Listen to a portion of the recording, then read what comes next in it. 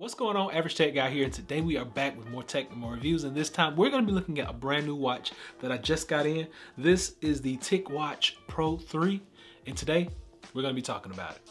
So let's check it out.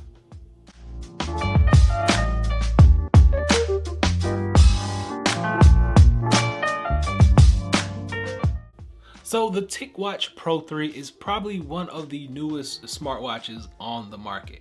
It actually came out in 2020, but this thing has been getting a lot of hype in the past month or so. The price comes in at around $299, and for that price, you're gonna get a 1.4-inch Retina AMOLED screen. You get a stainless steel body that's nylon and glass fiber. You get microphone and speaker as well on this device, and call quality sounds really good when you're using this. You get a 22mm silicone strap. Now the strap, I probably would have liked to have been a little bit of upgrade, but this is still a nice strap nonetheless. And the biggest thing about the strap, if you've been on my channel before, is the fact that I have really hairy arms. And anytime a strap does not pull on the actual hair on my arms and it's comfortable, it's breathable, and I don't sweat up under it, it's a good strap. I would just have liked to seen it a little bit thicker. That's my only issue, because I like thick watch bands. Other than that, no issues out of me from that watch band. But there is an issue with the actual charging port. Now, if this were just a sit down on a wireless charger and charge, I would have no problem. But when items come with specific type charging adapters, i.e. this little pin adapter that we have here, it latches onto the back of the battery. If you lose this, you can no longer charge your battery. Now, I know this battery has an awesome life to it. Fully charged, it's gonna last you about 3 days without charging. And if you use the Essentials mode, it is said that you can get up to 45 days on this. Now, I've been using this for 2 weeks. I've only used Essential mode once or twice, but I mean, that's what they say, and hopefully that will stand up. So 45 days in Essential mode and 3 days of battery life in the Smart mode. And speaking of that screen, you actually have a low power mode. So if you don't turn on your always on display, you'll be able to achieve that low power mode, which will save battery, i.e. which will extend past that 3-day battery life. But the kind of guy that I am, I like the always on display. And if you're using that always on display, once the timer goes off, it still displays the hands and everything on your screen. It just goes into a different type of animation. So either way, it's something really good. That low power mode is more like an e-paper display, but the smart display is where you're going to get the full gambit, the full screen, the full retina, the full AMOLED, everything that you would need. The brightness, that's where you get your smart display at.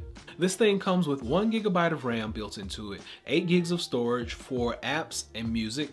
You get a 595 milliamp hour battery. Like I said, it's gonna last you 3 days, guys. Dual layer display, which we talked about just a little bit. IP68 waterproof. It has Bluetooth 5.0.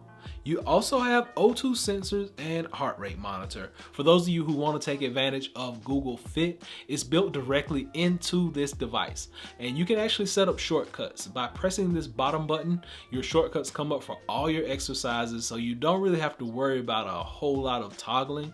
And those shortcuts can be toggled. Just keep that in mind. You can make it whatever app you would like to. The exercise app is just more convenient, just because I think with the staying at home and working from home, people are really trying to be more conscious of their health and their exercise. So I think it's really good to have that one as a shortcut right about now. This watch actually has its own GPS, NFC, and Wi-Fi. And we also talked about the speaker and the mic built directly into it. What's the weather like? Right now in McDonough, it's 39 degrees and clear. Tonight, the forecast is around 36 and mostly cloudy. And tomorrow, it'll be rainy. It supports phone calls as well as sending text messages. And actually, you can have some pre-assigned text already built into the watch, so you don't have to worry about trying to type on a really small screen or just sending emojis all the time. You can basically have everything that you need already prearranged. One of the biggest things about this is the actual software that is built right into it. So this one is supporting the Qualcomm Snapdragon 4100, which a lot of people have really been waiting on that combination, as well as 1 GB of RAM that would basically take Wear OS to the next level.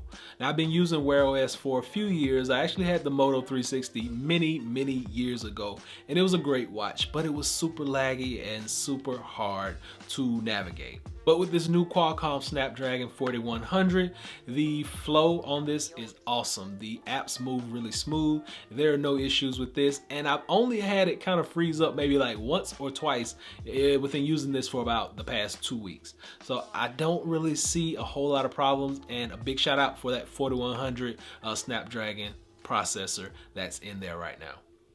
So what's the verdict? Most people say a watch is a watch is a watch, right?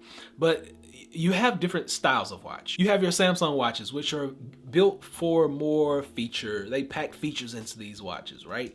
You got O2 sensor, you got EKG, you got all that big stuff packed into those Samsung watches. And then your Garmin, your Fitbit, you basically focus on fitness. They don't have all those features, all the bells and whistles. But this watch right here, the TicWatch Pro 3, falls smack dab into the middle. You kind of get the best of both worlds. You're gonna get a little bit of that fitness from the Garmin Fitbit realm, and then you're gonna get a little bit of that style and those functions from the Samsung, and you put them together, and this is the watch that you get. I've had no issues with this watch.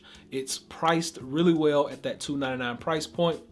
And with the 4100 Snapdragon processor that's built into it, as well as the 1 GB of RAM, it's really smooth, really fluid, and the apps are awesome to work with. You can also download third-party apps from the Google Play Store, and you can also get tons of watch faces from within Wear OS that are built directly into this watch, and you can actually download the Mavoy app, and it has watch faces in there, and you also can take advantage of using Facer, which like I have, to style up your watch. This watch supports a 22mm band, so any 22mm band you have laying around will fit the bill for this watch. So that has been it. The TicWatch Pro 3 is a great addition to anybody's smartwatch collection, or if this is your first smartwatch ever picking up, I really think it's something that you would enjoy. Like I said, this thing has a 3-day battery, it has microphone, it has speaker, it's water resistant. You can't go wrong with it. The silicone band on it is actually really comfortable. It doesn't pinch the hair on my arms, so I give it a big thumbs up.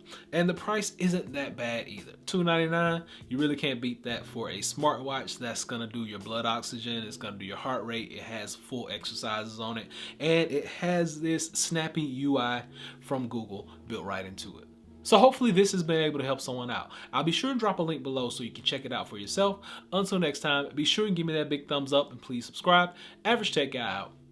Peace.